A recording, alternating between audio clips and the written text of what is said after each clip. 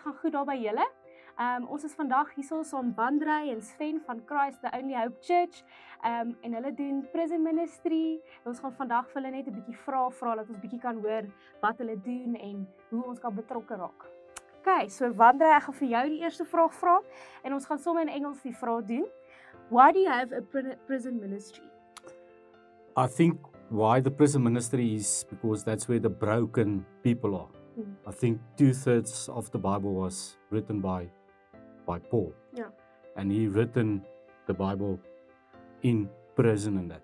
And I think that's just if you want to do something good or something useful, I think prison ministry is a good thing.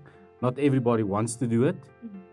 But yeah, it's a starting point. If you have it in your heart, you have to do it. Yes, definitely.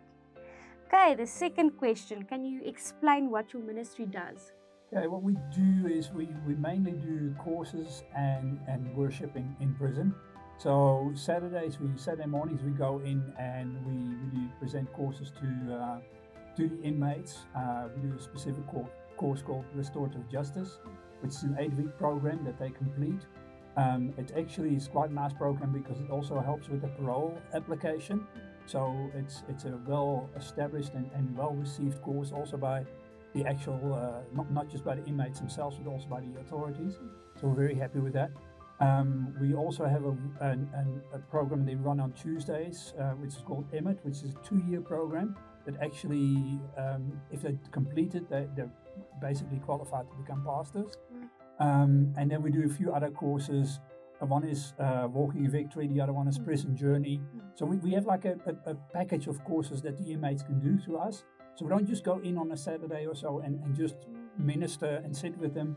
We actually do constructive work, which is really, really nice. And that's why it's been so well received. I definitely think it makes a big impact on the individuals. The next question, where do you do your ministry? At which prisons do you do your ministry? At this moment, we're currently at Motherby. That's where everything started about 16 years back for Pastor Ezekiel. And we've got such a impact there that we can do more and more courses. So yeah, and we also got a unit inside there. They call it the F unit. We've got 2 main cells there that it's a Christian cell. So what happens is if you really want to turn your life around, really they put you into those cells, and that's where the journey starts. Yeah, very good. Okay, then can you share a success story or testimony of the inmates? Yes, there's a lot to share. Yeah. A lot. Some people they are, like I said, there's a lot to share, but 2 guys really stood out. They are also out, and they're also going to be part of the ministry and that. And there are also guys that's inside there. You can see when you start ministering to them, talk about God, what happened, how it happened, everything. Because most of them, they don't even know God. When you start talking about God, it feels like them. Who are you talking about? And as soon as the scales fall off, then they really interested. There's one guy currently now. I personally took him on board, and for now it's almost 3 months. He didn't even know who God was. And now he's one of the top students with the EMIT program, like Sven said. And we're also gonna nominate him to help us inside. Okay, that's very good. Yeah, that's an amazing story. I think through our testimonies we can also change other people's lives, and I think their testimonies actually is so much bigger, and it's amazing to hear about this and their testimony. Okay, Sven, so my next question for you is, what is the impact of the ministry on the inmates? Well, as Wandrey says, I mean, the impact is very direct because we interact with them really face-to-face directly. We do these courses with relatively small groups because the prisons only allow us to have a group of a maximum of 15 for security reasons. So you're really interacting with them on a personal basis, and the impact is as Vandre says as well, is tangible. You can see the change sometimes in them. And all we can hope for is that they take this change out of prison when they're released and change their lives. And that's really what we're trying to work towards. That's very amazing. And how can we get involved as volunteers? What can we do? Oh, please, we need help. I think any church or ministry will say this, but we've had such an impact at Mordaby. As Vandre said, we started in F unit. We've now branched out into I and K as well. And we've literally got hundreds of applications because there's 5,000 inmates there. Yeah, we started last semester with about 60. Okay. We are now over 300 and something odd with just the new, and we are not a lot of people, but we are. You have to be dedicated.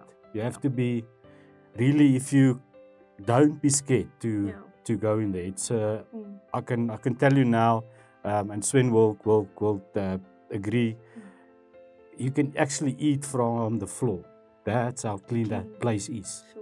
So yes, the misunderstood of how it looks like we grew up. It's not like that. And also with the impact that we've had at Mordaby, it's now these prisons are all associated, so they've got associate prisons as well. So there's an associate prison in Nigel. They've now asked us to go to Nigel as well. They've got another one in Bethel that they want us to go to.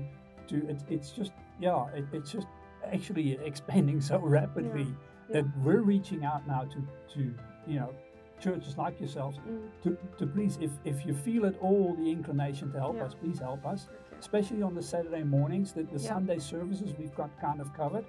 But the courses we can use, really, we can just use more people. And also I think if you go there, go and tell your story. That's true. They want to hear your story.